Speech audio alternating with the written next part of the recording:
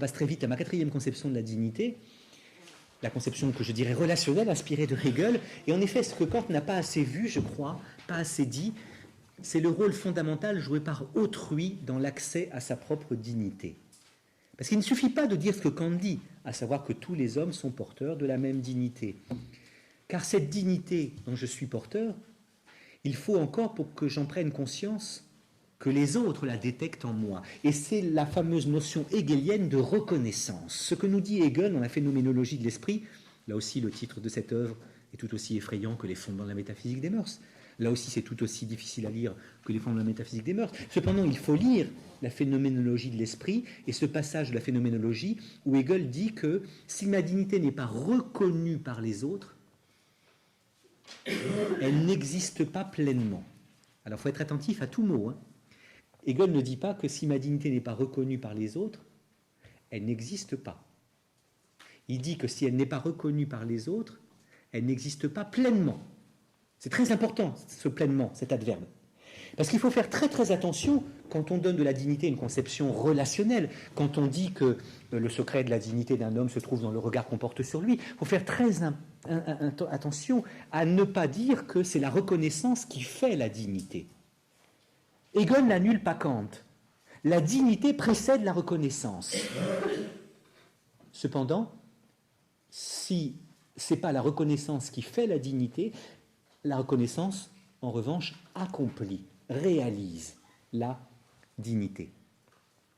Alors, dans le milieu des soins palliatifs, il est arrivé qu'on dise, la formule est belle, on ne perd pas sa dignité, même en fin de vie, incontinent, découronné par la chimiothérapie, confus, terriblement dégradé, on ne perd pas sa dignité si l'on est regardé avec dignité. C'est une belle formule, mais elle est très dangereuse.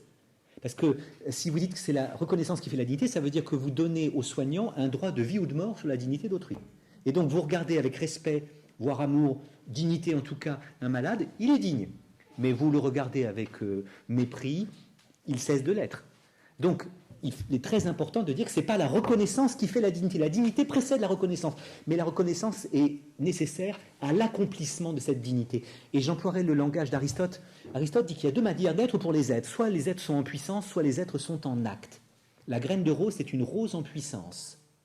La rose adulte, c'est une rose en acte.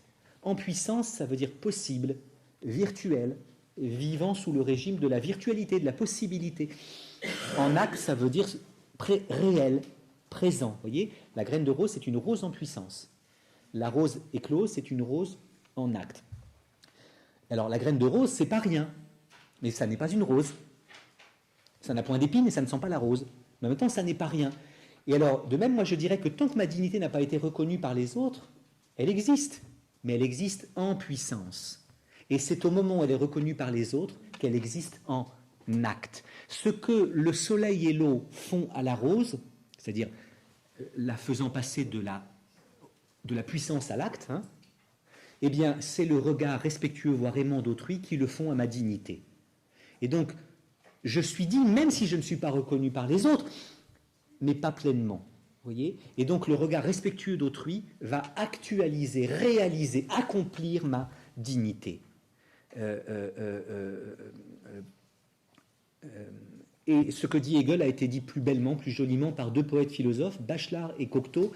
Bachelard dit dans la préface qu'il a donnée au Je et le Tu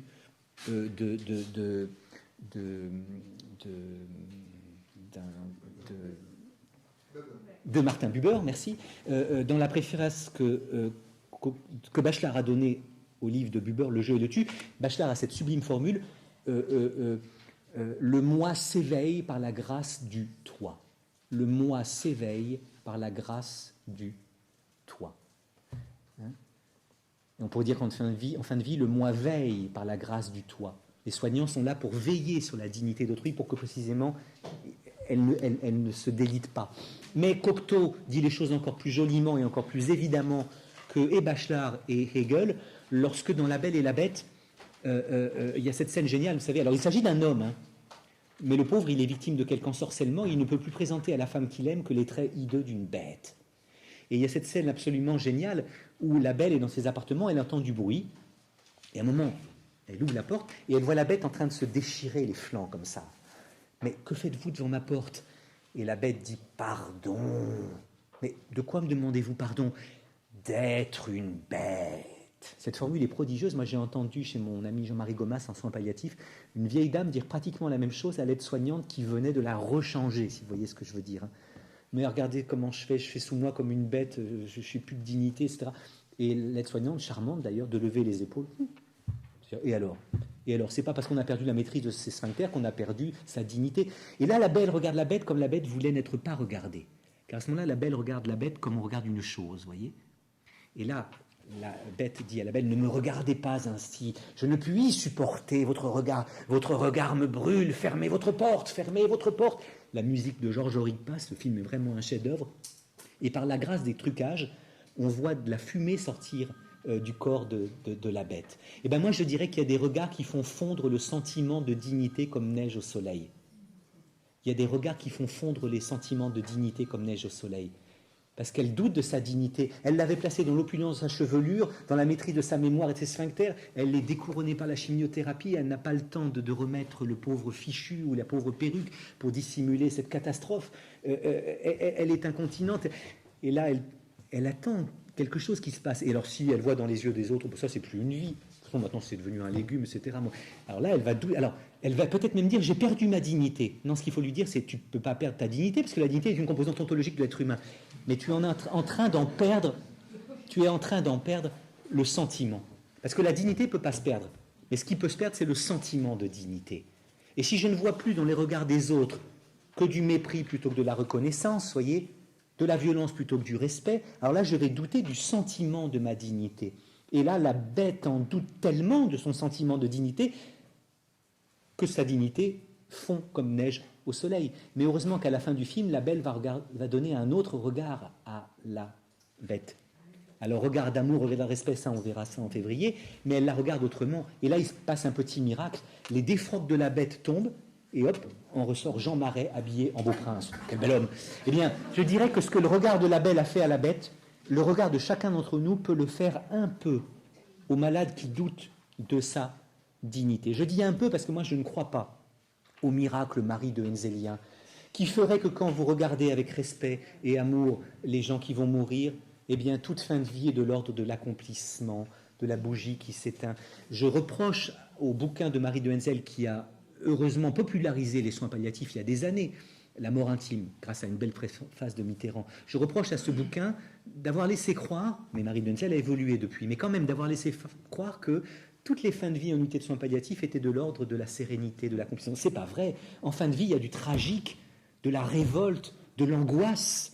Et accompagner quelqu'un qui se révolte, qui est angoissé, qui trouve que c'est tragique, c'est pas vouloir à tout prix anesthésier le sentiment du tragique, etc. Donc je ne crois pas au miracle. Et quelqu'un qui doute de son sentiment de dignité, eh bien, a peut-être de bonnes raisons d'en douter. Simplement, ce que je dois toujours lui dire, c'est que tu n'as pas le droit de dire que tu as perdu ta dignité, car dignité, ça ne se perd pas. En revanche, je peux être attentif aux postures dans lesquelles tu te trouves, aux conditions dans lesquelles tu es à présent. Et ce que nous devons faire, c'est veiller à ce que les conditions de la fin de vie soient dignes de la dignité humaine. Et si vous laissez les gens souffrir, si vous regardez les gens avec mépris, alors là, ils sont dans des conditions indignes de leur dignité, et parfois ils en ont le sentiment si vif qu'ils ont l'impression d'avoir perdu leur dignité.